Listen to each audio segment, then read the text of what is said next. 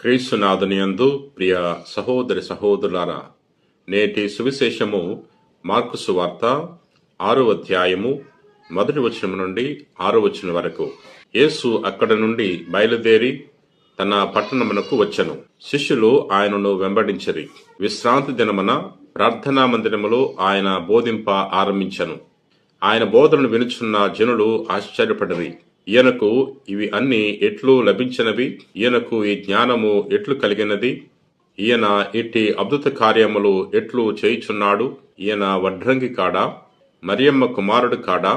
యాకోబు, యోసేపు, యోదా, సీమోను అనువారి సోదరుడు కాడా? ఈయన అక్క చెల్లెండ్రు మన మధ్య ఉన్నవారు కారా అని చెప్పుకొనుచు తృణీకరించిరి.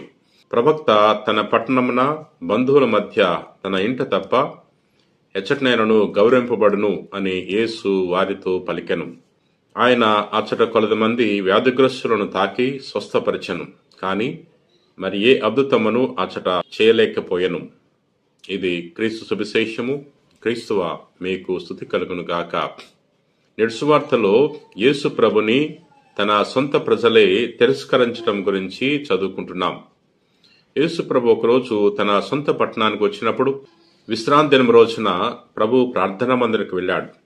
ప్రార్థనా మందిరంలో బోధించడం మొదలుపెట్టాడు. ఎంతో గొప్పగా ప్రభు బోధించాడు. గొప్ప జ్ఞానముతో బోధించినప్పుడు ఆ ప్రార్థనా మందిరంలో ఉన్న వారందరూ కూడా ఆశ్చర్యపడ్డారు. ఇతడు వడ్రంగి కుమారుడు కదా, మరియమ్మ కుమారుడు కదా, తనకి బంధువులందరూ మన మధ్య ఉన్నారు కదా, మరి అటువంటి ఈ వ్యక్తికి ఇంత జ్ఞానం ఎక్కడి నుంచి వచ్చింది అని వారందరూ కూడా యేసు ప్రభుని తిరస్కరించారు. ప్రియ సహోదరి సహోదరులారా, వారి మధ్య ప్రభు అద్భుతాలు చేయటానికి ఇష్టపడలేదు. ఎందుకని? వారి అవిశ్వాసం వల్ల. అక్కడ విశ్వసించిన కొద్ది మందికి మాత్రమే ప్రభు స్వస్థతలు దయచేసి ఉన్నారు.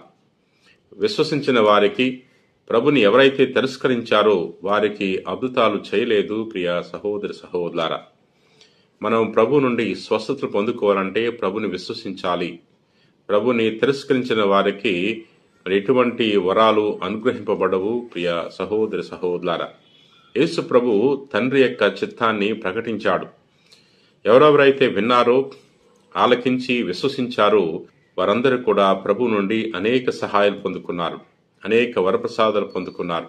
మనం కూడా మన జీవితంలో ప్రభు బోధలు ఆలకించి విశ్వసించినట్లయితే మనము కూడా ప్రభు యొక్క వరప్రసాదాలు పొందుకుంటాం. ప్రియ మిత్రులారా, నిడుసువార్తలో యేసు ప్రభు విశ్రాంతి దినము రోజున ప్రార్థనా మందిరంకు వెళ్ళారు అని చదువుకుంటున్నాం. యేసు ప్రభుకి అలవాటు. ఆయన అలవాటు చొప్పున విశ్రాంతి దినము రోజున ప్రార్థనా మందిరానికి వెళ్ళి తండ్రిని ఆరాధించేవాడు. ఆయన ఏ పట్టణంలో ఉన్నా, ఏ గ్రామంలో ఉన్నా అది విశ్రాంతి దినం అయితే తప్పకుండా విశ్రాంతి దినం యొక్క నియమాన్ని పాటించేవాడు.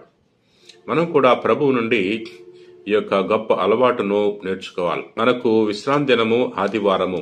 ఆదివారాన్ని మనం పవిత్రపరచాలి.